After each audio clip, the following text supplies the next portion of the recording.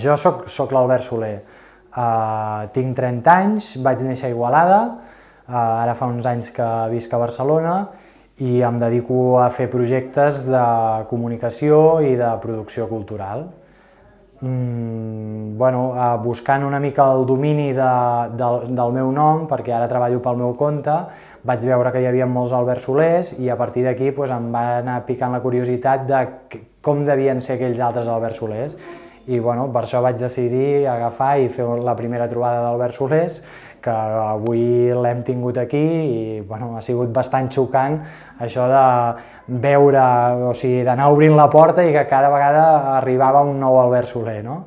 I realment és, com en el vídeo de convocatòria deien, és un nombre que lo puede llevar cualquiera, doncs sí, és veritat, no? Érem fins a 13 Albert Solers i tots eren molt diferents, no? És que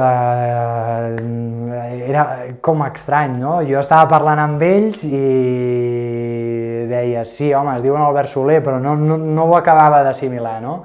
I te n'adonaves amb coses tan senzilles com algú et cridava i deien, ei, Albert, i ens giràvem tots i llavors dius, ostres, aquí sí que passa alguna cosa, no?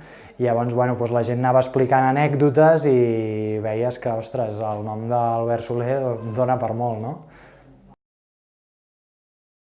Ara el que hem fet és, hem declarat el dia 23 de novembre com a Dia Mundial de l'Albert Soler i hem decidit com de fer una trobada anual cada 23 de novembre i de moment aquesta és la primera i esperem que n'hi hagi moltes més, no?